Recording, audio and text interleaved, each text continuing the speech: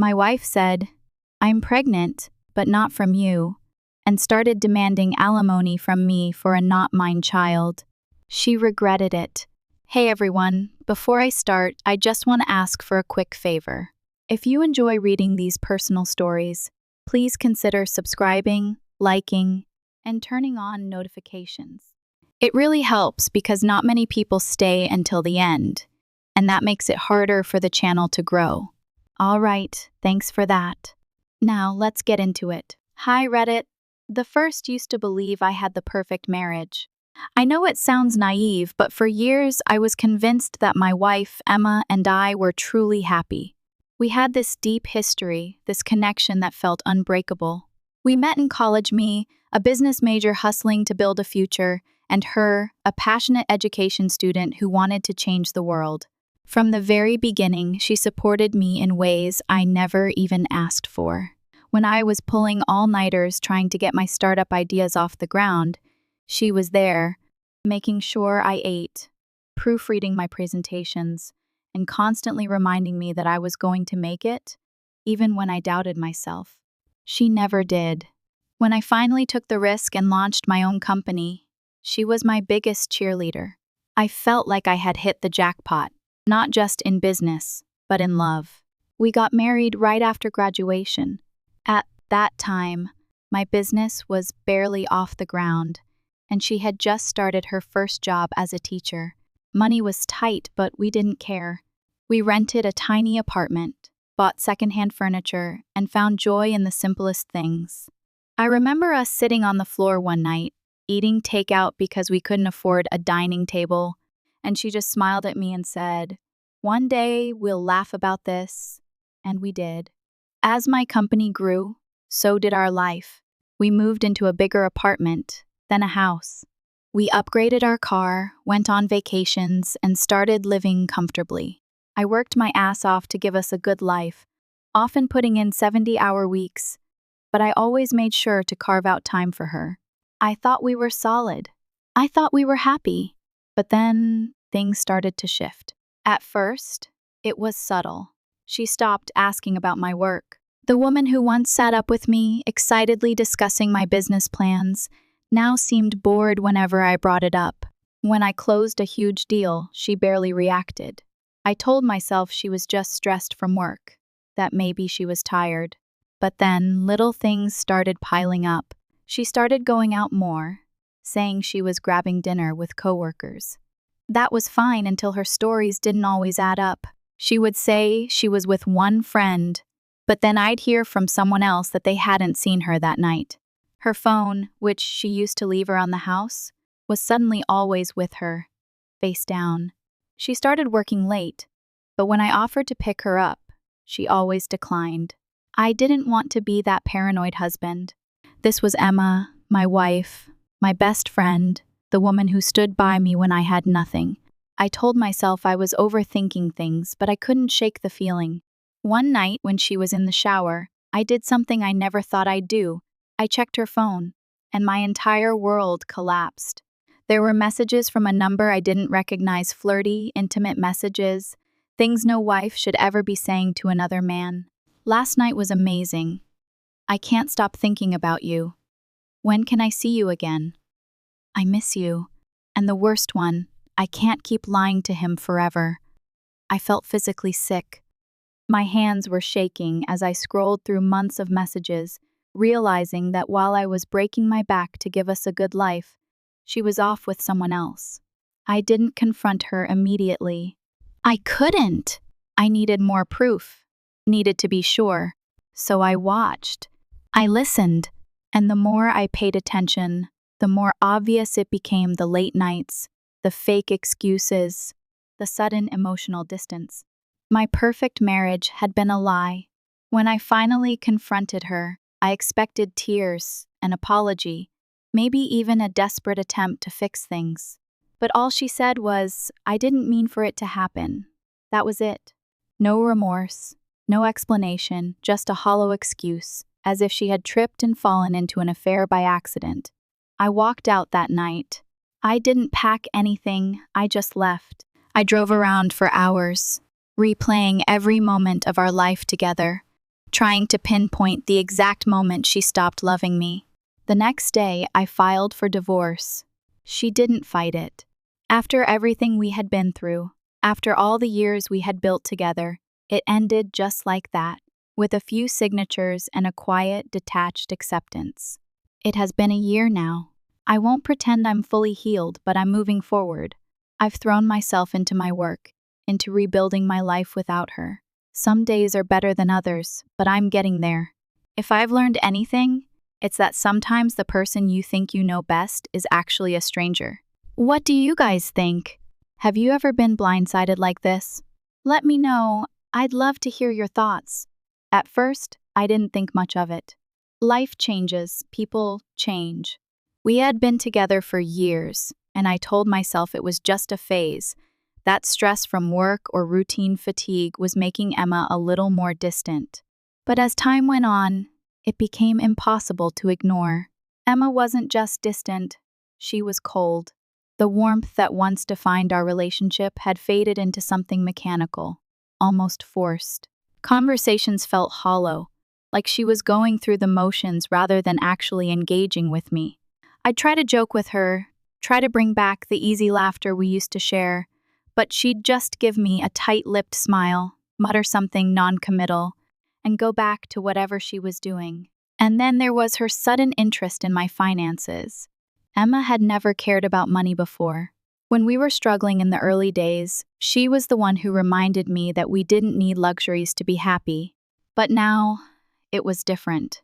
She started asking oddly specific questions about my income, my assets, even my business accounts, things she had never shown any interest in before.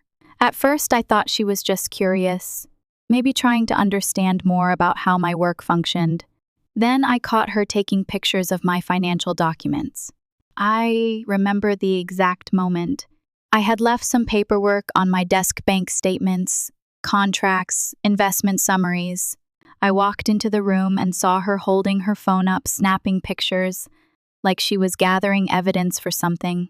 "Emma, what are you doing?" I asked, my voice sharper than I intended.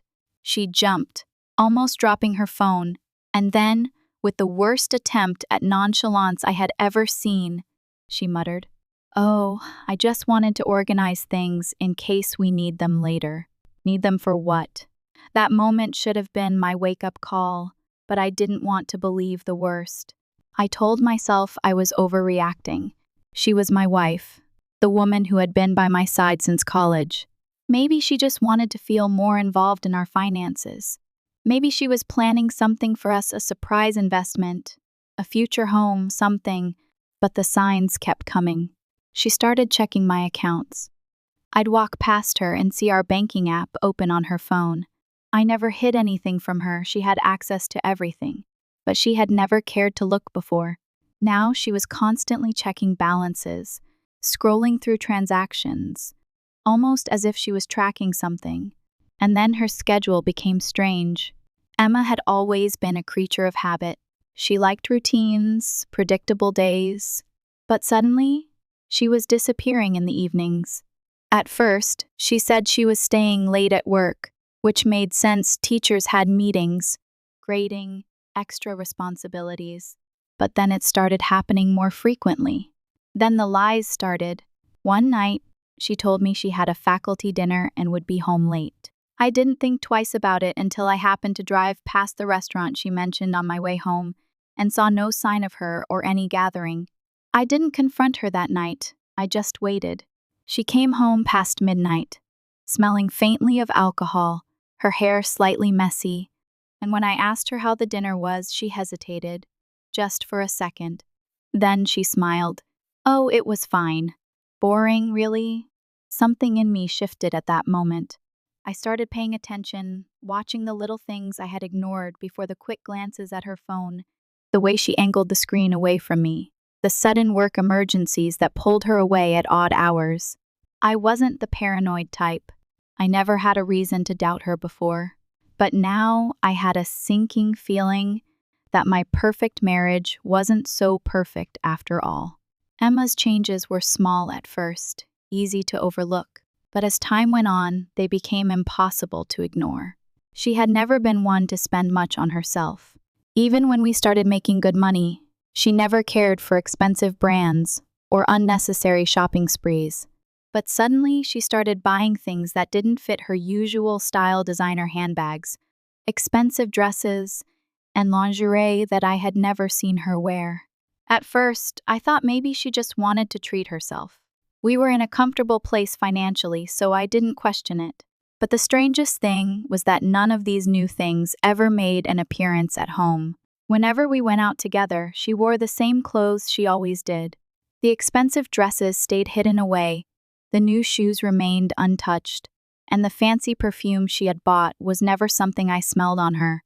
I started to wonder, if she wasn't dressing up for me, then who was she dressing up for? That question began eating away at me. And once I started paying attention, I noticed more. Her phone became an extension of her hand. She had never been overly protective of it before.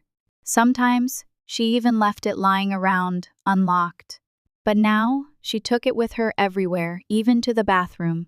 It was always face down on the table, and every time a notification came through, she'd glance at it quickly and then lock the screen before I could see anything. One night, we were watching a movie and her phone buzzed. She grabbed it so fast that it caught my attention. "Who's that?" I asked casually. She didn't even look at me. "Just work stuff." At 11 at night? I let it slide, but I started watching her more closely. The next time I saw her texting, I reached for her phone as a joke. "Who are you gossiping with?" She pulled it away so fast it was almost reflexive. "No one, just a friend." "What friend?" I asked, trying to keep my voice light. "You don't know them," she said quickly, tucking her phone away. That moment stuck with me. It wasn't just her words, it was the way she reacted, as if she had something to hide. Then there were the inconsistencies in her stories. One night, she told me she was meeting coworkers for dinner. I didn't think twice about it until I happened to check her social media later and saw that one of the coworkers she mentioned had posted a photo from that night. Emma wasn't in any of them. I felt a knot in my stomach. The next day, I casually asked her how dinner went. She hesitated for a split second before giving me a generic answer. "It was fine, just the usual boring work talk." I nodded, pretending to believe her, but in my mind, I had already made the decision. I needed more than just a gut feeling. I needed proof. That was when I checked something I had never looked at before: her bank statements. I logged into our shared account, expecting to see the usual expenses, groceries, bills, and the occasional shopping trip. But what I found made my blood run cold. There were transactions for restaurants I had never been to with her, hotel charges, rideshare payments at odd hours of the night, expensive clothing stores where she had spent hundreds, sometimes thousands of dollars. It wasn't just one charge, it was a pattern. Over the past few months, she had been spending money in ways that made no sense. Emma wasn't just acting strange, she was hiding something. And now I had the first real proof that my suspicions weren't just paranoia. Once I saw the bank statements, I knew I couldn't ignore the truth any longer. The late nights, the expensive clothes she never wore around me, the guarded phone, it all pointed to something I didn't want to admit, but I needed proof. Something undeniable, something I could throw in her face when the time came. I started watching her more closely, tracking the nights she claimed to be out with coworkers, noting the times she left and came home. Her excuses were becoming sloppier, her stories full of small inconsistencies. One night, she told me she had a staff dinner after work, but when I casually asked which restaurant, she hesitated before giving me the name of a place I knew she didn't like. That was the night I decided to follow her. I waited until she left, giving her a head start before grabbing my keys and heading out. I kept my distance, my heart hammering as I trailed her car through the city. She didn't drive toward the restaurant she had mentioned. Instead, she took a longer route, turning onto quieter streets, as if she was making sure she wasn't being followed. Finally, she pulled into a hotel parking lot. I parked a few spots away, my stomach in knots, gripping the steering wheel so tightly my fingers ached. I told myself there had to be an explanation, but deep down I already knew. Then he appeared. A man walked out of the hotel entrance, tall, athletic, dressed in casual sportswear. He smiled as he approached her, his body language too familiar, too comfortable. When he placed his hand on the small of her back, guiding her inside, I felt my world crack apart. Nick. I recognized him immediately. He was a coach at a local sports organization, someone Emma had mentioned a few times, always in passing. She had even shown me a picture once when talking about an event at her school. I remember her brushing him off as just another guy she worked with. But now I knew better. I took out my phone, snapping photos as they walked inside together. I sat there, staring at the hotel entrance long after they disappeared inside, my mind blank except for one painful truth. My wife had been lying to me for months. I waited. An hour passed, then another. Finally, they walked out, laughing, her arm wrapped around his, like they had no care in the world. She had never looked that happy around me in a long time. That was all the confirmation I needed. I spent the next few days gathering evidence. I checked our phone records. His number showed up constantly, with late-night calls and endless text exchanges. I searched through her emails, finding hotel confirmations under her name, booked for weekday evenings when she claimed to be working late. I managed to access her messages while she was in the shower, screenshotting texts from him saying how much he missed her, how he couldn't wait to see her again. I printed everything: photos, bank statements, hotel receipts, messages, a stack of proof, undeniable and crushing. I had spent years building a life with this woman, believing we were in this together. Now I was holding evidence that it had all been a lie. Emma came home late that night, as she had so many times before. But this time, there was no excuse, no fake explanation. She walked in, her face unreadable, and for the first time in a long time, she looked directly at me instead of past me. There was no hesitation, no attempt to act as if everything was normal. She knew. Somehow she must have known that I had figured it all out. She sat down across from me at the dining table, her hands folded neatly in front of her, as if she were about to deliver a rehearsed speech.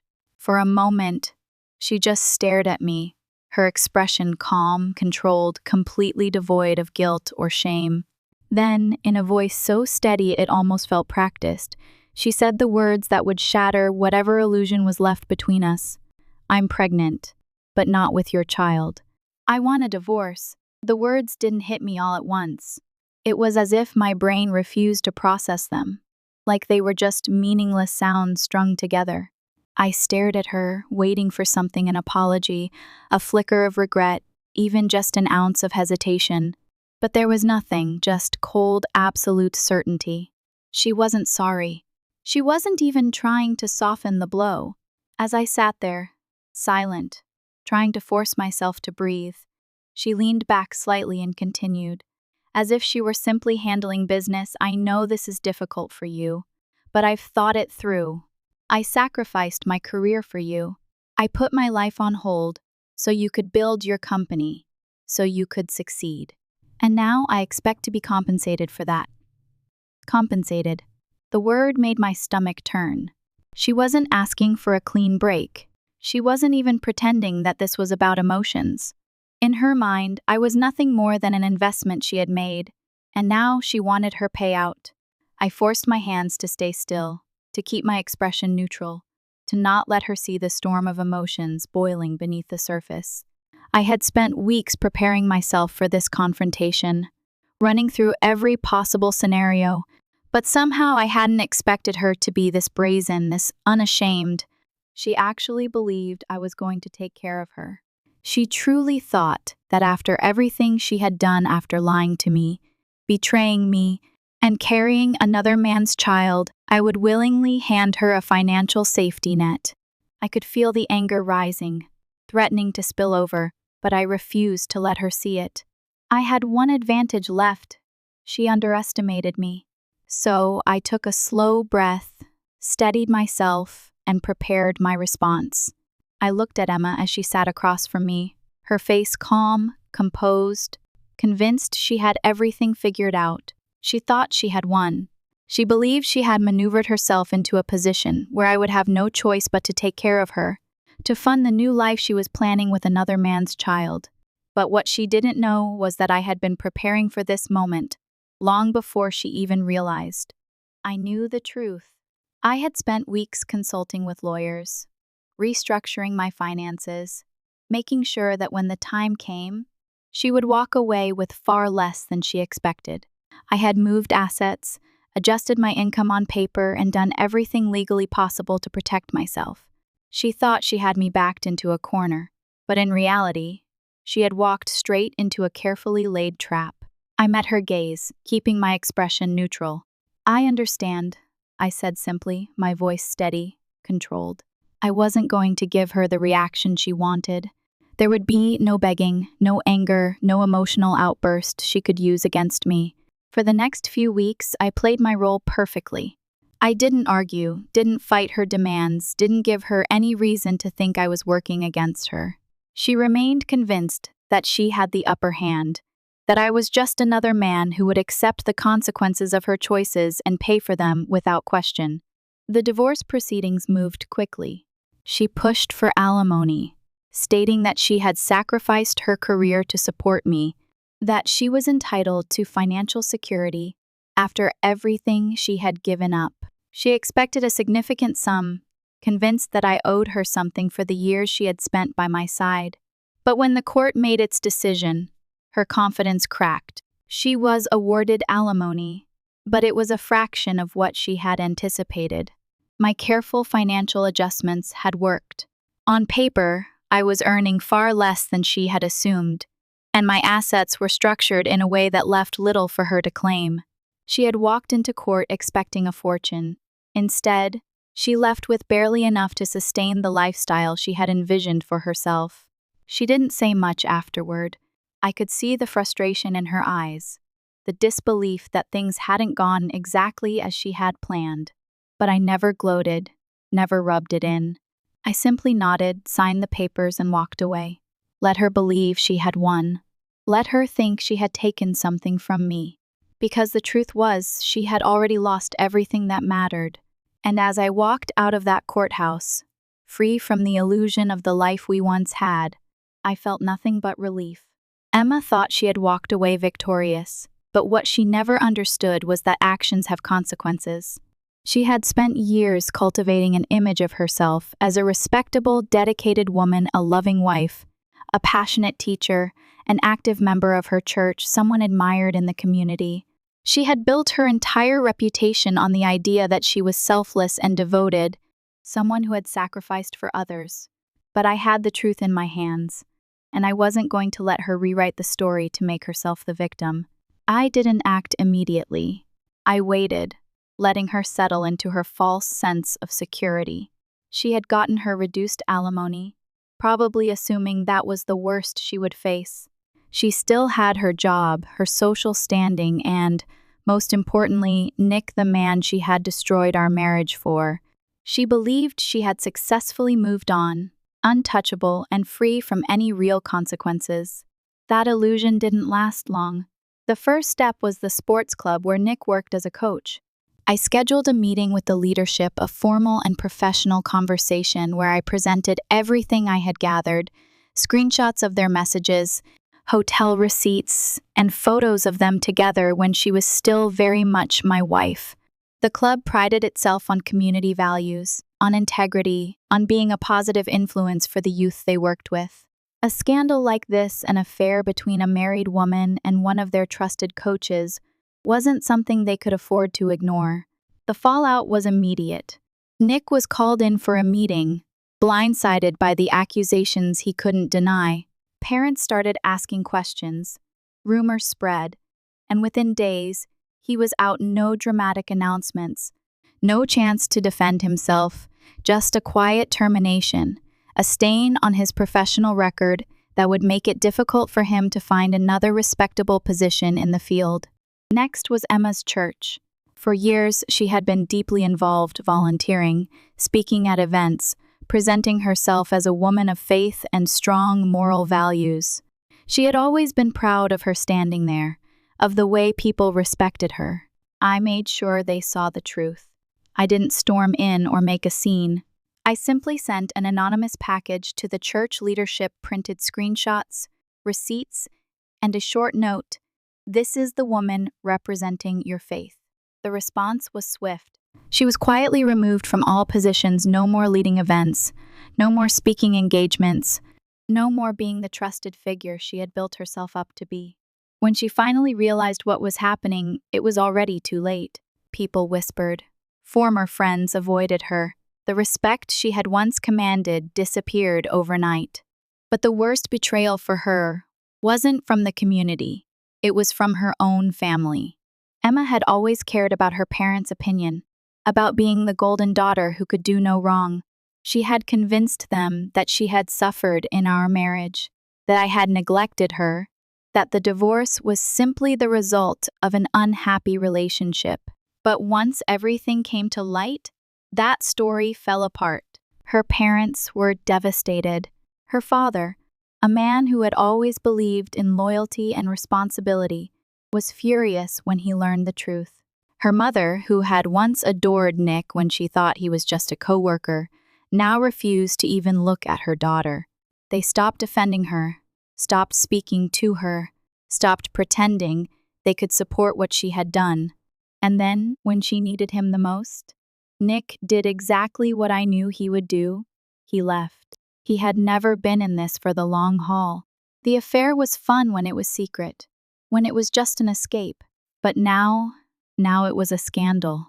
Now he was unemployed, his reputation damaged, and he had no intention of standing by a woman whose life was falling apart. He walked away, leaving her alone to deal with the wreckage. Emma had destroyed our marriage without remorse, believing she could move on without consequences. But in the end, she lost everything: her job, her status, her reputation, her family, and the man she had thrown it all away for. I didn't need revenge. The truth had taken care of everything for me. Emma had always cared about appearances. She thrived on the admiration of others, on being seen as the woman who had it all: intelligent, respected, a loving wife, a dedicated teacher, a woman of faith. She had built her entire identity around that illusion, and for years she had convinced everyone, including herself, that it was real. But illusions only last as long as the truth stays hidden. Once everything came to light, there was no salvaging her reputation. The whispers never stopped. People who once invited her into their homes, who had trusted her and looked up to her, now crossed the street to avoid her. Her church, which had once been her strongest support system, had cut her off completely. Former friends no longer returned her calls. Even casual acquaintances pretended they didn't see her when they ran into her in town. But the real devastation came when she lost her job. Teaching had been her passion, the one thing she had always taken pride in. But in a profession built on trust, a scandal like hers was impossible to escape. Parents of students began raising concerns, questioning whether someone with such a history should be influencing their children. The administration, already wary of the controversy surrounding her, made their decision quickly and quietly. She was let go. Finding another job proved impossible. Every time she applied somewhere, people knew her name, her story, the mess she had created.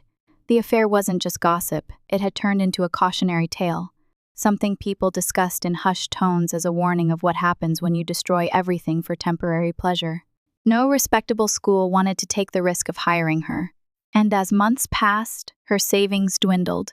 She had counted on Nick to be her safety net, to be the one who would take care of her when everything fell apart.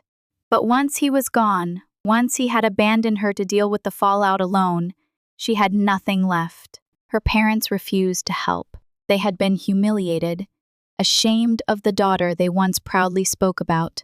After everything she had put them through, after all the lies and deceit, they had finally reached their breaking point. They closed their doors to her, refusing to offer financial support or even a place to stay. Emma had spent years believing she was the one in control, the one who could manipulate situations to her advantage, the one who could walk away from the life we built without consequences. But now, there was nothing left for her to control: no career, no home, no family, no safety net. The last I heard, she was living in her car. The woman who once looked down on others, who had believed she was too smart, too clever to ever face the consequences of her own actions, was now struggling just to survive. I never reached out. I never offered help. I didn't need to. She had made her choices, and in the end, she had to live with them. Emma had always been proud, always convinced she was the one in control.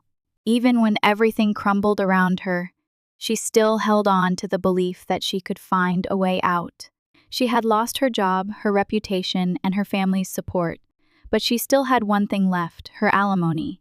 It wasn't as much as she had expected, but it was something, a lifeline that kept her from complete ruin. But I wasn't finished yet. I had planned my final move carefully, knowing exactly how desperate she had become. She had no steady income, no prospects, and no one left to turn to. Every month she waited for the payments, clinging to them like a drowning person reaching for a piece of driftwood. And that was when I made my offer. I contacted her through my lawyer, keeping everything formal and detached. The proposal was simple. I would offer her a one-time lump sum payment in exchange for terminating the alimony agreement permanently. The amount was fair, but far less than what she would have received over time. It was just enough to tempt her, to make her believe she could start over, but not enough to give her any real stability. She hesitated at first. Even in her desperation, she wanted to believe she had some leverage. But the reality was clear. She had no job, no savings, no security. She couldn't afford to refuse. When we met to finalize the agreement, she looked like a shell of the woman I had once known. The arrogance, the cold detachment, the confidence that she could manipulate any situation to her advantage, it was all gone. She was exhausted, worn down by the weight of her own mistakes. For the first time, she truly understood that she had nothing left. She signed the documents with a hand that barely stopped shaking. The moment the ink dried, it was over. There would be no more support, no more ties between us. She had played her final card, and in the end, she had lost everything. I walked away without another word. She had once believed she could control the outcome, that she could dictate the terms of our separation and shape the future to her advantage. But in the end, she had been the one left with nothing. And for the first time since this all began, I felt truly free. Emma had always been reckless when it came to consequences. Even when she was backed into a corner, she still believed she could find a way out, that something or someone would rescue her. But life doesn't work that way. After taking the lump sum payout, she wasted no time burning through it. Whatever plan she had for a fresh start never materialized. Maybe she thought she could rebuild, find a new job, make things right. But her name carried weight now, the wrong kind. No one wanted to hire a disgraced former teacher with a reputation tainted by scandal. She had no support system, no stability, and, worst of all, no ability to adapt. Within a few months, the money was gone. She hadn't invested it, hadn't saved it, hadn't used it wisely. She had spent it the way she always had, impulsively, short-sightedly, as if she were still the woman who could afford mistakes. But the world had moved on, and now she had nothing left. I hadn't thought about her in a long time. My life had taken a different path, one of success, stability, and genuine peace. The chaos she had once brought into my world was nothing more than a distant memory, a lesson learned. And then, one evening, I saw her. I had stopped at a gas station on my way home from work, distracted by a call, barely paying attention to my surroundings. But when I glanced up, I saw her standing by an old, beat-up car at the far end of the lot. She was thinner than I remembered, her clothes worn, her hair unkempt, her face etched with exhaustion. There was none of the confidence she had once carried, None of the self-assuredness that had once made her believe she could outplay everyone around her. Our eyes met, and for a brief moment, there was something in her expression regret, maybe, or just the painful realization of everything she had lost. She hesitated, then took a step forward, as if she was going to speak. Maybe she was going to apologize. Maybe she was going to ask for help. Maybe she just wanted some kind of closure. I didn't wait to find out. I got in my car, started the engine, and pulled away without looking back. Emma had made her choices, and in the end, she had to live with them. Life moved forward, and I moved with it. The chaos, the betrayal, the pain, it all became something I left behind, like an old chapter in a book I had no desire to reread. I focused on my business, throwing myself into work, not as a distraction, but as a way to build something greater without the weight of a toxic marriage dragging me down. I found success came easier, more naturally. Deals closed faster, opportunities expanded, and for the first time in years, I felt like I was in full control of my future. I traveled, seeing places I had once only dreamed about. I stood on the edge of cliffs in Santorini, walked through the neon-lit streets of Tokyo, and drank coffee in small Parisian cafes, finally experiencing the life I had worked so hard to build. I didn't just exist anymore, I lived. And then, when I least expected it, I met someone new. She wasn't like Emma. She didn't come into my life as a savior, as someone pretending to be my biggest supporter only to tear me down later. She was real, honest, and completely different from anything I had known before. Being with her didn't feel like a performance, like something I had to constantly maintain or prove. It was easy, natural, and for the first time in a long time, I understood what happiness was supposed to feel like. I don't think about Emma anymore, not in anger, not in regret, not in any way that matters. The woman who once thought she could manipulate her way through life, who believed she would always come out on top, is nothing more than a distant memory. I don't need revenge. I don't need closure. The best revenge is simply to live a better life. And that's exactly what I'm doing. But what do you all think? If you were in my position, would you have done the same? Would you have handled things differently? Let me know. I'd love to hear your thoughts.